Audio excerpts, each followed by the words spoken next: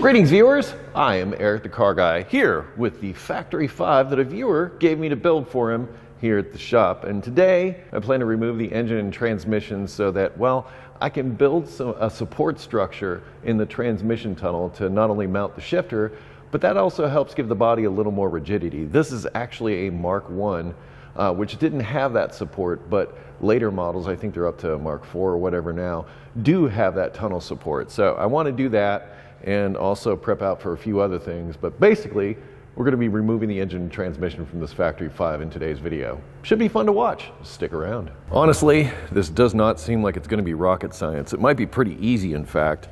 The engine mounts are just down here on this side, and another one over here on this side. Should be fairly easy to get to. There's also this divorced oil filter that's still here that I need to remove from the frame. I just checked the transmission fluid, and weirdly, there seems to be some in it. I don't really want to put it up on a lift and take the pan off and drain the transmission right now. The plan is, because let's just say getting that drive shaft out, I think the only way to get it out is probably with the engine and transmission out. I'm not sure how much movement I have back and forth on it. Anyway, I'm just going to let the drive shaft fall out of the back of the transmission. I'm going to try to plug it up while I remove it the rest of the way. There's just a couple of fasteners down here underneath the transmission that's holding the transmission in place. I'm not going to be using any of this fuel injection system. In fact, the only thing that might get used here is the block and the timing chain cover. It still needs to come out so I can put that bracing in, which, as I said, is going to be right in this area in here. This shifter assembly seems to be forever in the way.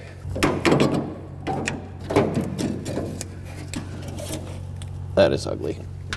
I'm not sad to see it go. With that out of the way, there's two 19mm fasteners that hold the transmission in back here. And now the engine mount bolts.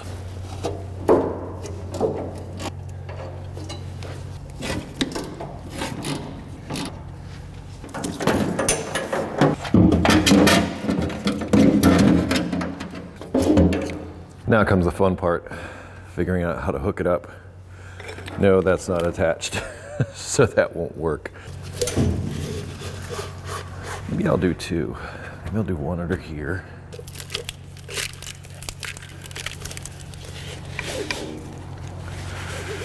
Something like that. I'm guessing before I get too far, I should probably disconnect that oil filter.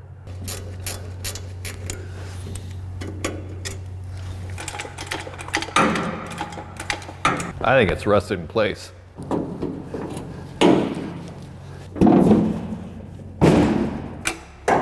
That's better.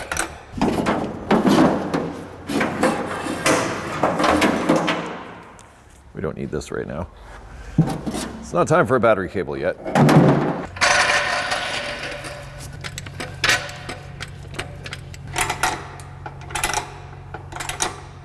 I have this plug I plan to put into the back of the transmission to prevent it from leaking everywhere. I've yet to pull an engine that doesn't leak everywhere.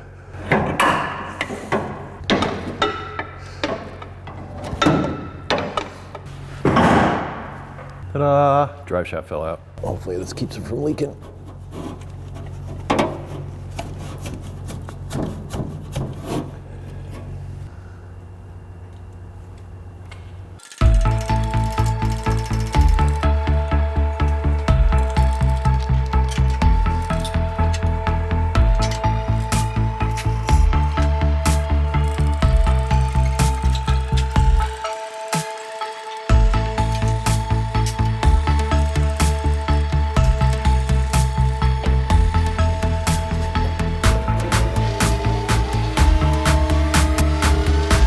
That might be the quickest, easiest engine removal I've ever done. Now, granted, it wasn't all the way in there, and the car isn't completely together, but still, that was relatively painless.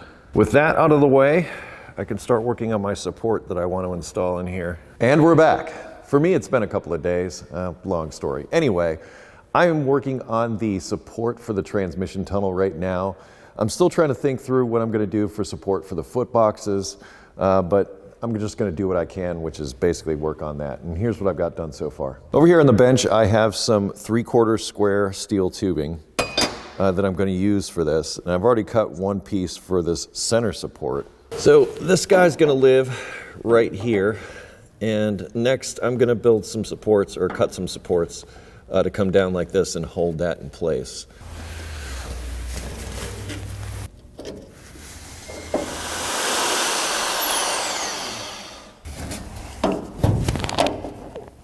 I think that'll do. Try and ensure that both of these are the same.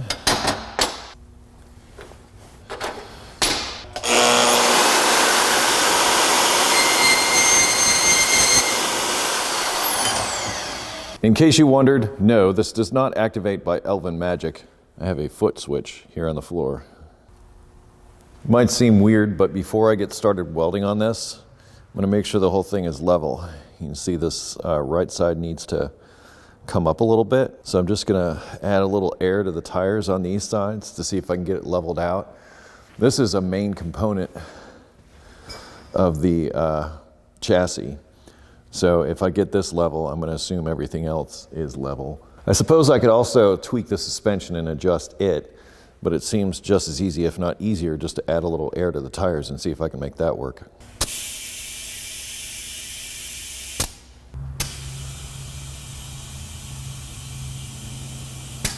Add some to the back to see if I can take the rest of the way. So close. As a last resort, I think I'm gonna tweak this coil over. So after messing with tire pressures and that front suspension a little bit, this is where I land. I will start by welding these two guys here.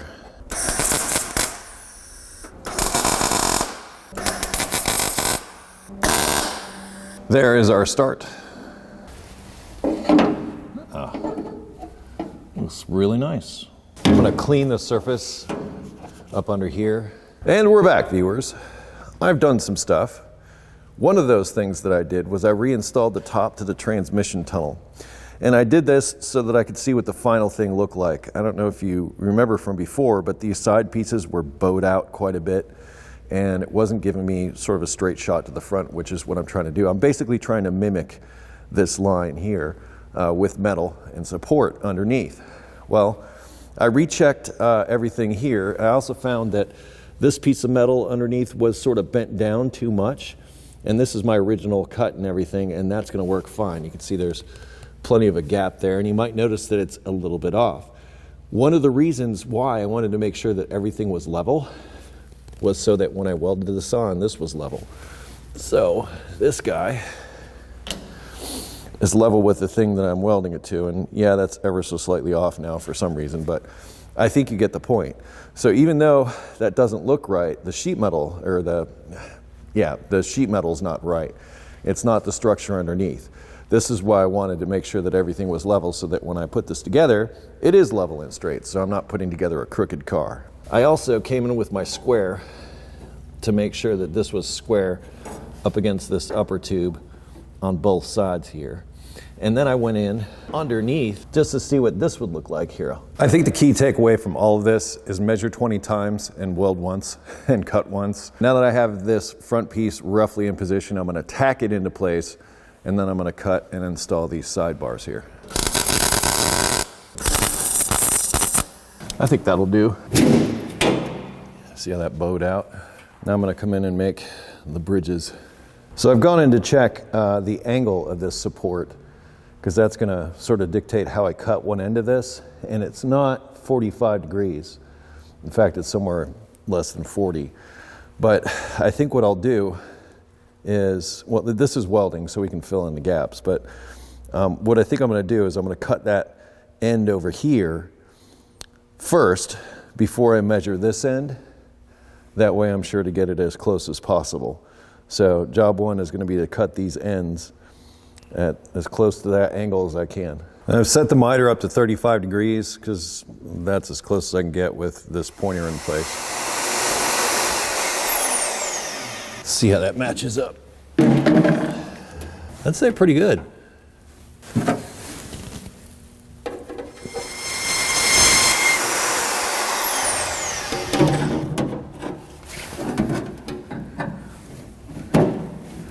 Well, that is just all kinds of awesome.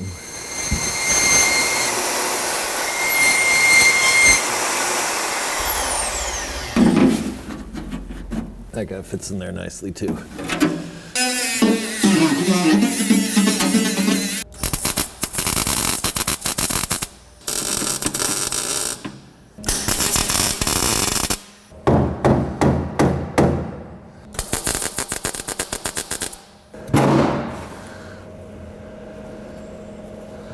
Sweet. Didn't quite have the welder set up right, but I'll fix that when I finish weld it, when I can get to everything.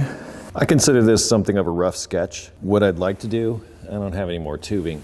Just what you see here is maybe come in and put a support like this, and maybe something like this. That can all happen after the fact. Hey Eric, didn't you just take that engine out? Yes, I did. But I had to put it back in for a couple of reasons. One, I had to check to see what changes adding this piece of metal down in here made. And as you can see, when I go to install the engine, the transmission's coming in contact. This is the transmission that I will be using. I'm gonna send this off to be rebuilt, so I know that for a fact.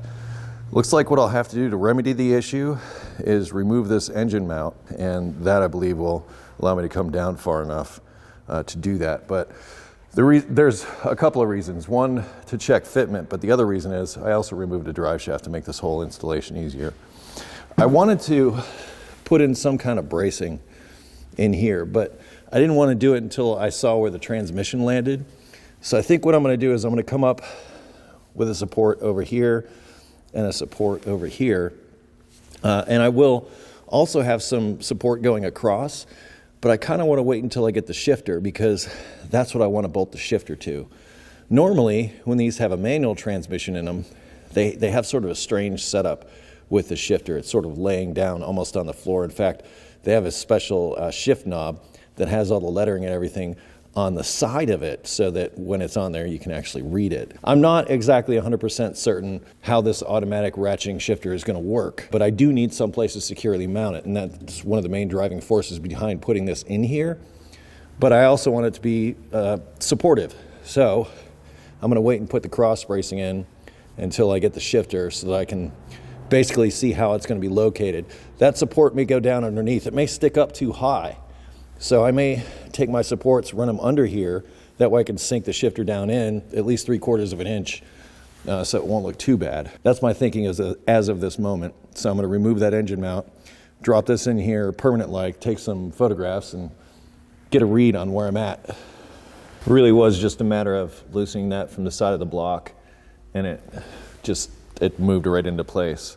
Now that everything's here, I have a better idea of what I'm up against. Keep in mind that there's also going to be headers that are going to be coming out here, and if I have my way, I'm actually opting for a new set of headers, but they will all come out here in front of the foot box. I don't have as much room here as it appears, but after the installation of this and having the engine all the way in, you can probably see it better coming from the other side, but I've got a good amount of clearance there, about, I'd say at least a ½ an inch, which is more than enough.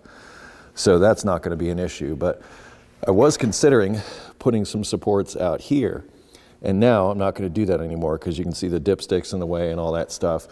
So additional support out here is not going to happen. However, my plan from what I mentioned earlier about putting supports in this side, I think that'll work out just fine. I could actually go so far as to add another support back here as well and sort of turn these into kind of nodes. I've gone ahead and cut those pieces and tacked them in to both sides, as I mentioned. And now this thing is fully supported. And I know it's going to clear the transmission because, well, it's in there now. So the plan now is to go over and start removing the sheet metal.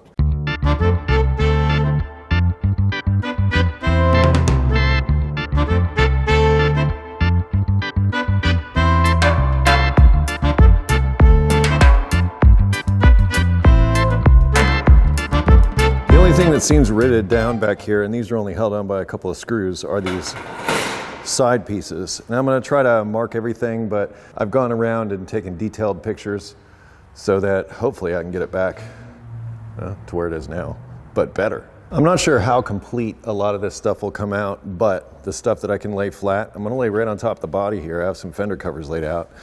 It's unfinished. I'm not really that concerned. Plus the stuff isn't heavy, but I need the space, so it's gonna go here.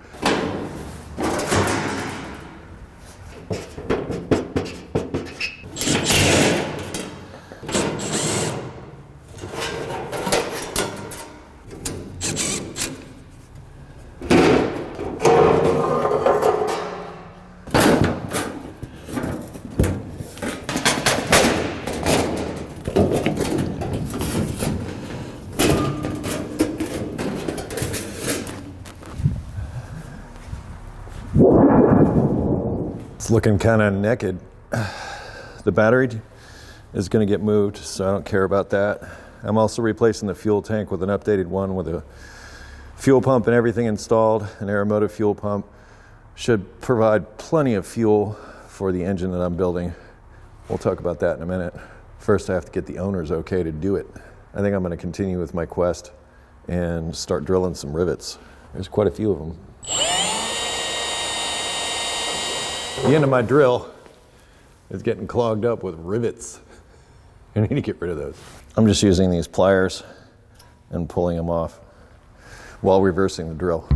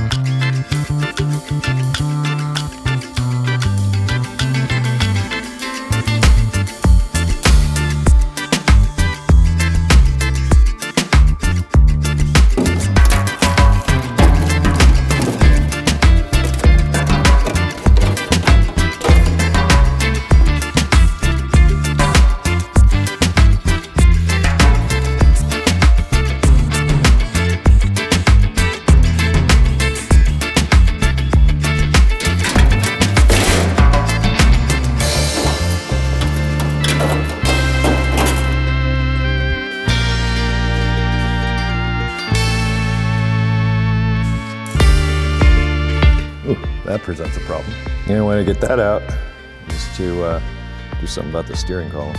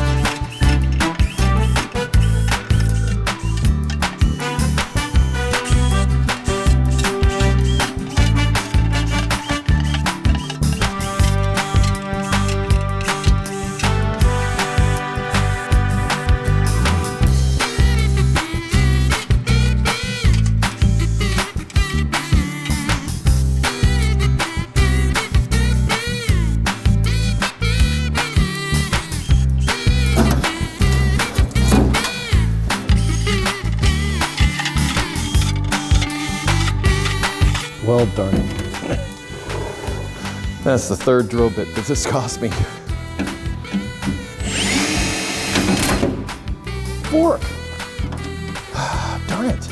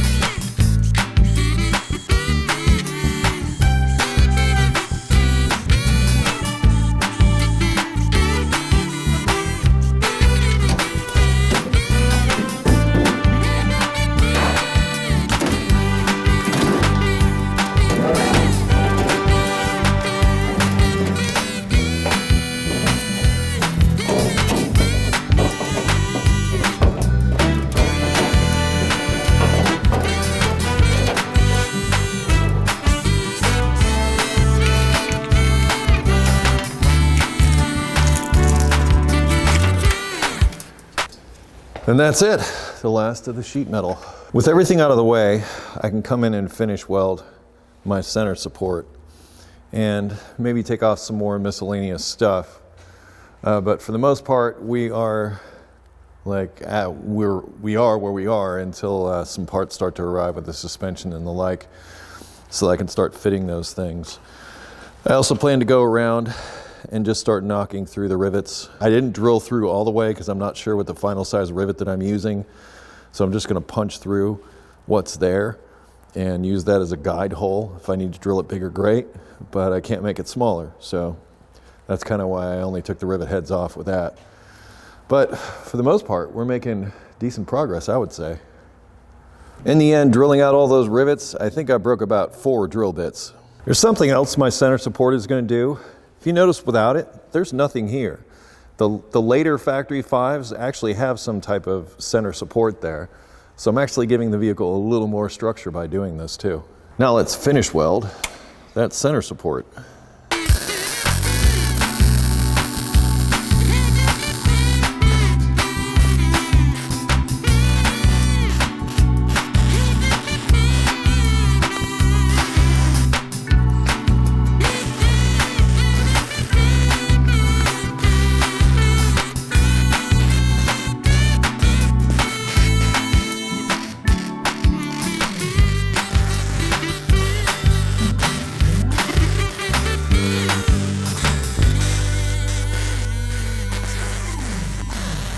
Everything is pretty well finish welded, except for these openings here.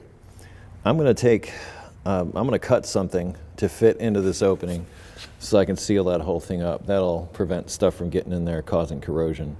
It'll also look a little bit better. I just took some of the existing steel stock and cut out a couple of, well, flat pieces that I'm going to install. This way it's the same kind of metal.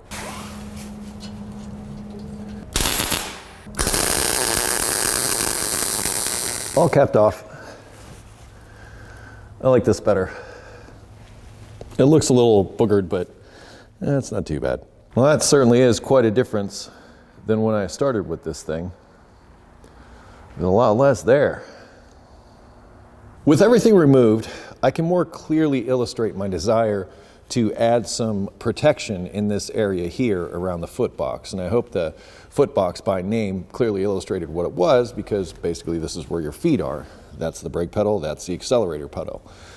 In later model Factory 5 Roadsters, they have a support that runs from this part of the frame over to here to help offer you some protection, because the way things are now, say you jumped a curb or something like that, what could happen is once you're over that curb or that obstacle, it could come in contact with this area and you'd have virtually no protection with that sheet aluminum. Therefore, if I had a piece of, like, say, just 1.25" steel tubing that I could run in this area, it would offer some protection. However, I've actually consulted with David about this. He was the expert that was in the previous video. What I was originally thinking, and I think I might have mentioned this earlier in the video, was creating a support that pretty much ran the entire length. And he said it's probably going to be a better idea to maintain the ground clearance and just go in this area and just put like a 90-degree bend or something here just to add that support. The issue with that is all of that aluminum is going to have to be reworked around this new support that I'm going to be putting in here. So I have to be a little careful how I do it, but I definitely want to put that protection in there as an added safety measure, not only on this side, but also the passenger side as well. My intention over the next few days is to continue removing some of this extraneous stuff that's attached to this, let's call it a frame. Things like the brake pedal and the accelerator pedal, the steering shaft, and some of the other components that are here. Main reason being, at the end of the day, this whole thing is going to get sent off and be sandblasted and then powder coated. But me, I want to make sure that I get all of my welding done. Like, remember we talked about the foot boxes and all that kind of stuff. I'm also relocating the battery up front here, so that's going to require some drilling and possibly some welding. I want to get all that done before this gets sent off for powder coating. In fact, being sent off for powder coating may be the last thing that gets done, because I want to make sure that everything is fitted first, so that all I have to do is bolt everything up. So that's going to take a minute. But ultimately, this will get completely stripped down, sandblasted, and powder coated, ready to be reborn anew. I'm very happy with the progress that I've made on the Factory 5 in this episode. And the way these will go in the future is probably something episodic like this, to where I take different sections of the build and post them. But know that it may be, well, some time between videos, and part of the reason for that is, well, I spent about 2 days trying to catalog and find all the parts that I wanted to use for this car to submit to Malcolm, who's the owner. Well, unfortunately, a lot of those parts are on back order or not available, so substitutes may have to be found, things like the front stabilizer bar. I mean, it was something that was listed on Factory 5's website, but suddenly it disappeared. I've heard something about a Miata stabilizer bar that I could possibly use. But it's stuff like that that's going to sort of string out the build. Also, you know, at some point, like I said, I want to send this off to be powder coated. So that's going to take some time, and in my head I was thinking, well, maybe I could rebuild the engine and have the transmission rebuilt during that time period, so that I'm all ready when it comes back and I can put it all back together. But I'm just trying to give you some forewarning that there may be some gaps between episodes with the Factory 5 build, and that's just because of, like I said, parts availability. But I also don't want this to dominate the channel. I want to do other things as well. So this is going to be episodic, but don't look for them weekly. Look for them, well, when I can make them. So follow me on social media to keep up with what I'm doing in the shop if you're interested in this, and then you'll know when newer videos are coming out. Because I'm usually within 1 or 2 weeks at this point as far as what's happening in the shop and what you're seeing as far as the videos that are coming out. If you have automotive questions, I ask that you head to EricTheCarGuy.com. That'll be linked in the description along with additional information on stuff that you saw in today's video. So please check the description for additional information. Thank you so much for watching today. Be safe, have fun, stay dirty, and I'll see you next time.